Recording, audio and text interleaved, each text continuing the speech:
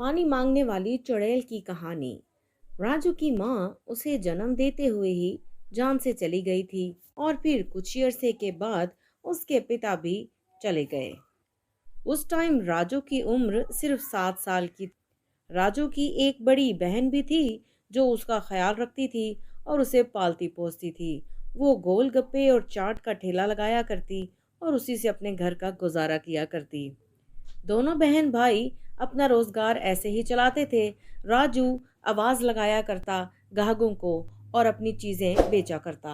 इसी तरह करते करते 8 साल गुजर गए और राजू अब 15 साल का था जब वो अपनी बहन से कहता है, दीदी, अब तुम्हें शादी कर लेनी चाहिए। अरे क्यों? तेरा ख्याल कौन रखेगा? दीदी, सब गांव वाले बहुत बातें करते हैं मुझे। इतनी बड़ी लड़की हो गई है और शादी नहीं की इसने अभी तक। अच्छा, बहुत फिक्र है तुझे लोगों की। जब हमारे पिताजी गए थे तब कहाँ थे ये सब गांव वाले? किसी ने हमारा कभी हाल तक नहीं पूछा। आज ये लोग बातें करते हैं। और तेरा ख्याल किसने रखा?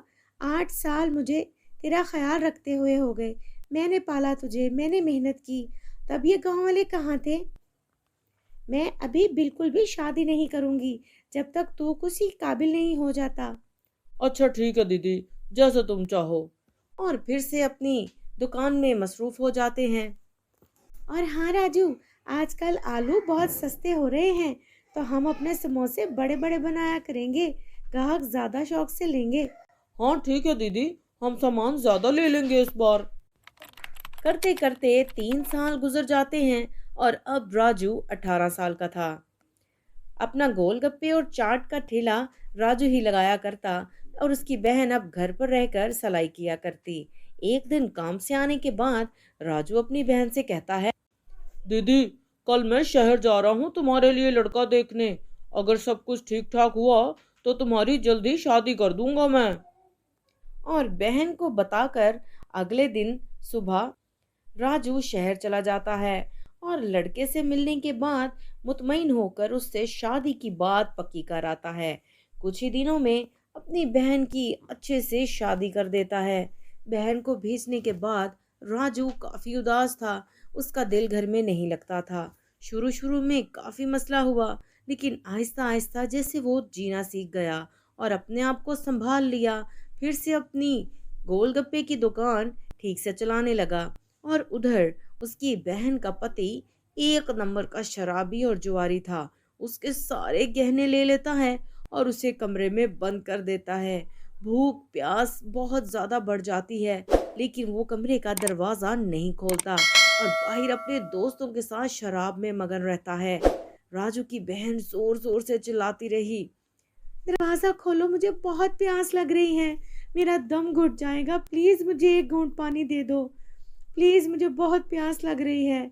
2 दिन प्यास से तड़पने के बाद आखिर राजू की बहन अपनी जान दे देती है और उसकी मौत हो जाती है।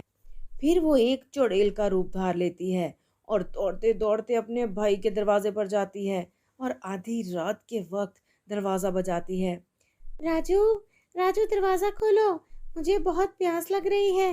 मेरा दम निकला जा रहा है। मुझे प्लीज पानी पिला दो। नींद से राजू की एकदम आंख खुल जाती है और वो हैरान हो जाता है कि आखिर उसकी बहन की आवाज उसे कैसे आ रही है। वो तो शहर में है। अरे, ये क्या? ये तो दीदी की आवाज है। लेकिन दीदी इस टाइम कैसे आ सकती है यहाँ? वो तो शहर में है। और यही सोचते सोचते राजू उठकर दरवाजा खोल देता है और अपने सामने एक चुड़ैल देखकर डर जाता है। कौन हो तुम? मैं हूँ राजू, तेरी बहन। मेरे शौहर ने मुझे पानी नहीं दिया, मेरे सारे जेवर गहने रख लिए। वो बहुत बड़ा शराबी है। मुझे प्यास से चीखते चिल्लाते हुए देखकर भी उसने मुझे एक घूंट पानी नहीं दिया और मैं मर गई। लेकिन मुझे अभी भी प्यास बहुत लग रही है। मुझे सुकून नहीं आ रहा। और अपनी सारी कहानी अपने भाई को बताती है। राजू दौड़ता हुआ जाता है, बहन के लिए पानी लाता है। वो अपना जी भर पानी पीती है और कहती है, मैं नहीं छोड़ूंगी किसी को। जिन्होंने मुझे मार दिया, मैं इनसे अपनी मौत का बदला लूंगी। और इतना कहकर उसकी बहन वहां से गायब हो जाती है। राजू बहुत परेशान हो जाता है और अपने गांव के एक तांत्रिक बाबा के पास जाता है। उसे सारी बात बताता है और तांत्रिक बाबा अपने जादू से सारा माजरा देख लेता है। अरे, अन्याय हो गया। इस बच्ची के साथ बहुत बड़ा अन्याय हो गया है। इसकी मौत पानी ना मिलने की वजह से हुई है। लेकिन तांत्रिक बाबा, अब वो सबको मारती फिरेगी। मैं क्या करूं? मैं कैसे अपनी बहन को मुक्ति दिलाऊं? तुम जल्दी से शहर जाओ और उसका अंतिम संस्कार कर दो।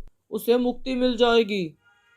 राजू दौड़ता हुआ शहर पहुंचता है और अपनी बहन के घर जाकर देखता है कि उसका पति मर चुका है।